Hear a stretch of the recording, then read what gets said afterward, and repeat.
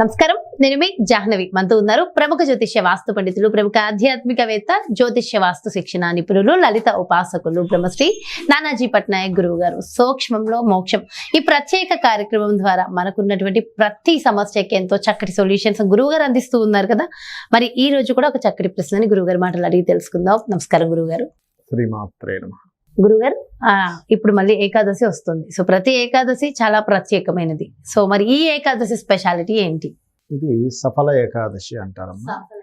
ఎందుకు సఫల ఏకాదశి అంటే మనం చేసేటువంటి పని ఏదైతే ఉంటుందో అది సఫలం అవ్వడానికి ఆ యొక్క మహావిష్ణువుని ప్రార్థించడం ద్వారా సఫలమవుతుంది. ఎందుకు అనాలి ఈ ఏకాదశిని సఫల ఏకాదశి అంటే, ఎప్పుడైనా మీరు గమనించండి, రవిచంద్రులు ఉన్నటువంటి డిస్టెన్స్ని బట్టి మనకు తిథులు ఏర్పడుతూ ఉంటాయి. రవి నుంచి చంద్రుడు ఎంత దూరంలో ఉన్నాడు దీన్ని బట్టి. ఎప్పుడు కూడా ఏకాదశికి మీకు 5వ స్థానంలో కానీ 11వ స్థానంలో కానీ రవిచంద్రులు సంబంధం ఉంటుంది. రవి నుంచి చంద్రుడు, చంద్రుడి నుంచి రవి. అందుకే మనకి ఏకాదశి నాడు ఉపవాసం ఉండాలి అంటారు. చాలామంది గురువులు ఉపవాసం అంటే కేవలం తినకుండా ఉండడం కాదు, దేవుడికి దగ్గరగా ఉండడం అని చెప్తుంటారు. అది తప్పేం కాదు. కానీ ఉపవాసం అంటే 8 యామములు, అంటే ఒక యామం ఈజ్ ఈక్వల్ టు 3 hours. 8 3 24, 8 3 24, అంటే 24 hours ఎవరైతే ఫుడ్ తీసుకోకుండా ఉంటారు దాన్ని కూడా ఉపవాసం అని అనాలి. అది శాస్త్రంలో ఉన్నటువంటిది, ఉన్నటువంటి విషయం నేను చెప్తుంది. అంటే ఇక్కడ ఏంటంటే ఒకటి గుర్తుపెట్టుకోండి, ఇది ఎవరెవరికి ఫుడ్ ఆపడం అనేటువంటిది చిన్నపిల్లలకు కాదు, ఇది ఏజ్డ్ పర్సన్స్కి కూడా కాదు. ఒక 60-70 years దాటారు బాగా, అటువంటి వారికి కాదు. రోగగ్రస్తులకు కాదు.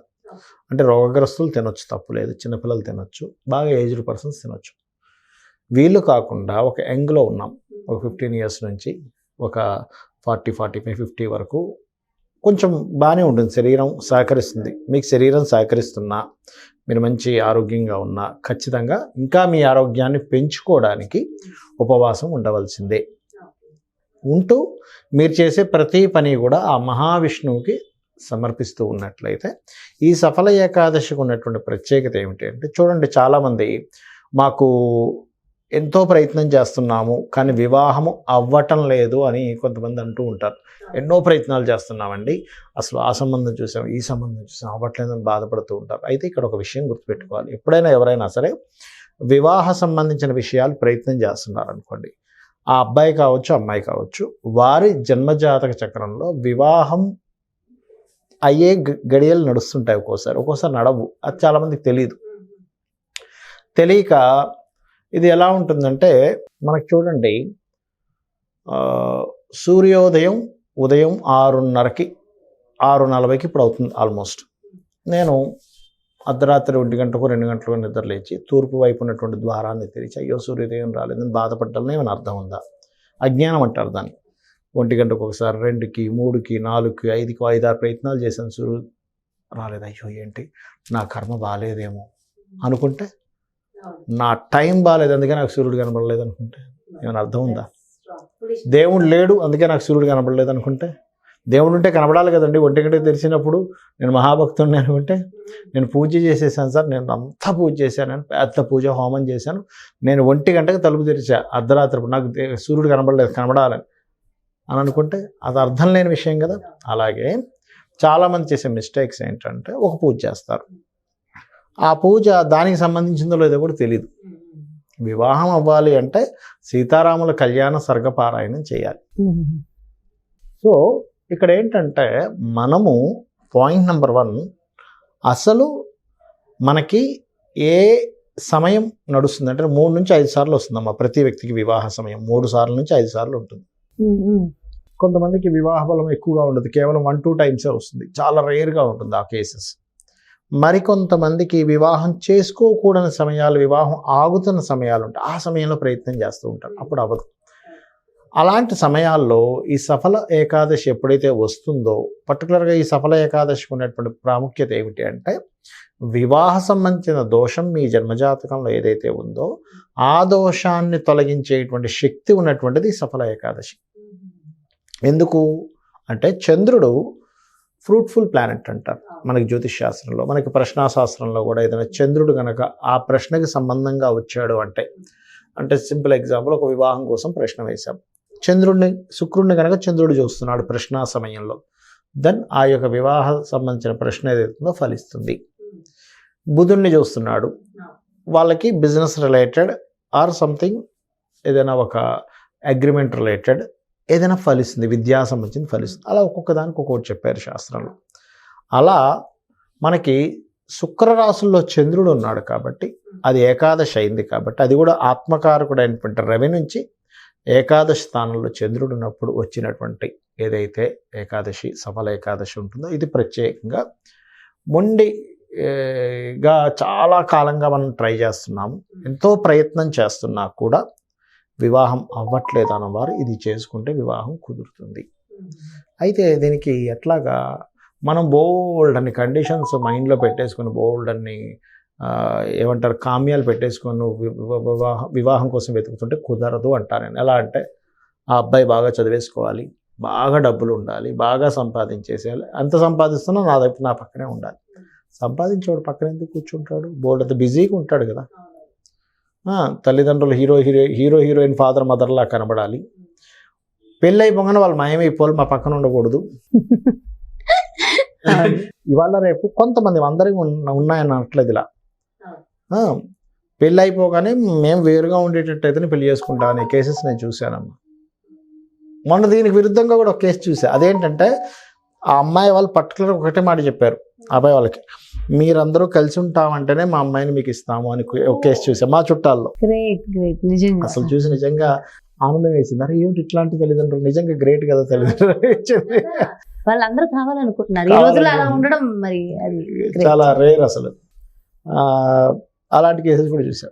అంటే ఏమిటి, మీరు ఎక్కువ ఆప్షన్స్ పెట్టేసుకుంటే మీకు దొరికే ఛాన్సెస్ తగ్గిపోతాయి.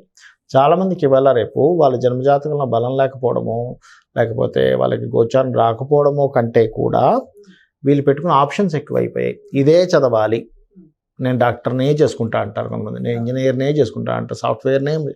తగ్గిపోయింది కదమ్మా మీకు ఆప్షన్స్. సరే ఇది పక్కకు పెడితే అబ్బాయి గారు అమ్మాయి గారు ఎత్తుగా ఉండాలి, తెల్లగా ఉండాలి, హీరోయిన్ అందరూ హీరోయిన్ లాగా ఎలా ఉంటారు? మీ జన్మజాతకంలో 7th లార్డ్ గనక బ్యూటీని ఇచ్చే ప్లాంట్స్ తో కలిస్తే అందమైన వాళ్ళు వస్తారు ఆటోమేటిక్ గా. వాళ్ళు బాహ్యంగా అందంగా లేకపోయినా అంతర్గతంగా బోల్డ్ అంత సౌందర్యం ఉంటుంది వాళ్ళకి. అంటే గ్రహాలను బట్టి కూడా ఉంటుంది. అయ్యో మీరు ఎందుకు జాతక చక్రం ఇస్తే చక్రాన్ని చూసి అయ్యా మీ జీవిత భాగస్వామి ఇలా ఉంటారు అంటే, ఐ మీన్ వాళ్ళు మొండిగా ఉంటారా, బద్ధకంగా ఉంటారా, తెలివిగా ఉంటారా, అందంగా ఉంటారా, వాళ్ళకి కళల మీద ఆసక్తి ఉంటుందా అనేది చాలా స్పష్టంగా చెప్పొచ్చు. అదేం పెద్ద విషయంగా జ్యోతిషాస్త్రంలో ఉంటుంది అది. Because of 7th house signifies వాళ్ళ యొక్క జీవిత భాగస్వామి. ఆ లార్డ్ వెళ్ళి ఎవరితో కలిసి ఉన్నాడో, ఎక్కడున్నాడో దాన్ని బట్టి వాళ్ళ గుణగణాలు, వాళ్ళ యొక్క తత్వం వస్తుంది. ఇక్కడ నేనేమంటానంటే మీరు ఓల్డెన్ ఆప్షన్స్ పెట్టుకుని వెతక్కండి, ఆప్షన్స్ తగ్గించుకోండి, అమ్మవారిని నమ్ముకోండి. మంచి కుటుంబం అయితే చాలనుకోండి, అమ్మాయి చక్కగా సాంప్రదాయంగా ఉంటే చాలనుకోండి, చాలు. ఇంతవరకు మీరు అమ్మాయి సంపాదించేసేయాలి, లేకపోతే అబ్బాయి విపరీతంగా సంపాదించాలి, లేకపోతే అబ్బాయి ఇలా ఉండాలి అలా ఉండాలి అనుకుంటే సంబంధాలు కుదరవు. అంటే ఏమైపోతుందంటే ఇన్ని ఆప్షన్స్ పెట్టుకున్నప్పుడు ఏమవుతుందంటే ఒక స్టేజ్కి వచ్చి మీరు కాంప్రమైజ్ అవ్వాల్సి వస్తుంది.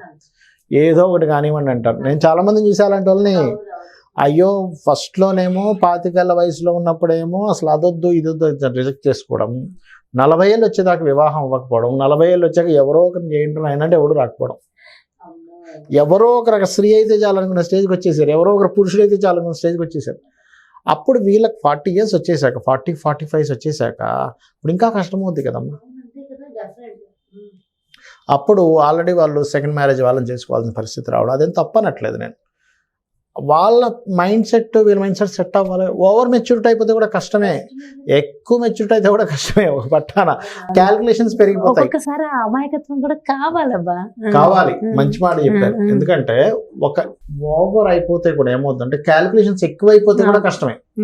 ఎటువంటి క్యాల్కులేషన్స్ లేకైనా దిగాలి, లేకపోతే లిమిట్లో ఉండాలి. కానీ ఓవర్ అయిపోతే 10 లెక్కలు వేసుకునేది ముందుకు వేయలేరు.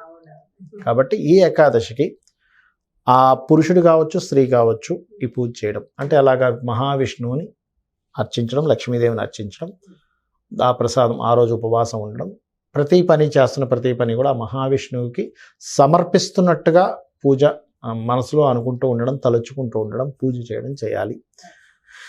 ఈ సంకల్పం చెప్పుకోవాలి, స్వామి నేను నిన్ను నమ్ముకున్నాను, నాకు ఒక మంచి సంబంధం కుదిరేలా చూడు. దీంతోపాటు సహజంగా వివాహం అవ్వడానికి కామేశబద్ధ మాంగళ్య సూత్ర శోభిత కందరాయ నమః అనే నామస్మరణ గనక చేస్తే, ఇది ఎన్నిసార్లు చేయాలి ఏంటని అడుగుతుంటారు. రోజు చేయాలని చెప్తాను. ఎందుకంటే మీ కర్మ ఎంత ఉంది అనేటువంటిది మీకు తెలియదు, మనం లెక్క కట్టలేము. ఎన్నో జన్మలు మనం ఎత్తాం, అన్ని జన్మల నుంచి వస్తున్నటువంటి ఆ యొక్క ఇది కర్మ మీరు క్యారీ చేసుకుంటూ వచ్చారు.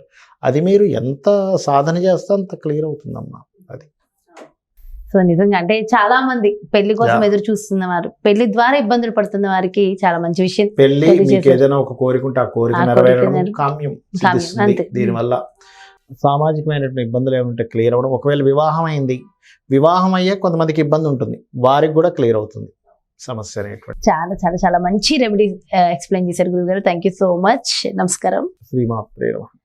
చూసారు కదండి, సఫల ఏకాదశి. మరి ఈ ఏకాదశి రోజు మనకున్నటువంటి ప్రతి ఒక్క కామ్యాలు సిద్ధించడానికి, ముఖ్యంగా వివాహం కాని వారికి, వివాహానికి సంబంధించి ఇబ్బందులు పడుతున్న వారందరికీ కూడా మరి ఆ రోజుని ఎలా ఉపయోగించుకోవాలనేది రెమెడీస్తో సహా, అండ్ అంటే సెల్ఫ్ నాలెడ్జ్ చాలా, అంటే ఎవరు ఎక్కడ దేన్ని పట్టుకోవాలి, దేన్ని వదిలేయాలనేది కూడా చాలా డీటెయిల్గా ఎక్స్ప్లెయిన్ చేశారు కదా గురుగారు. మరో చక్కటి ప్రత్యేకమైన కార్యక్రమంతో మళ్ళీ మీ ముందుకు చేస్తాను. మరి అదేవిధంగా మీ యొక్క జాతకానికి సంబంధించి కానీ, లేదంటే మీ ఇంటి వ్యాపార వాస్తుకి సంబంధించి కానీ, లేదంటే గురువు గారిని ప్రత్యక్షంగా సంప్రదించాలి, అపాయింట్మెంట్ కావాలనుకుంటే క్రింద డిస్ప్లే అవుతున్నటువంటి నెంబర్స్కి కాల్ చేయండి. నమస్కారం.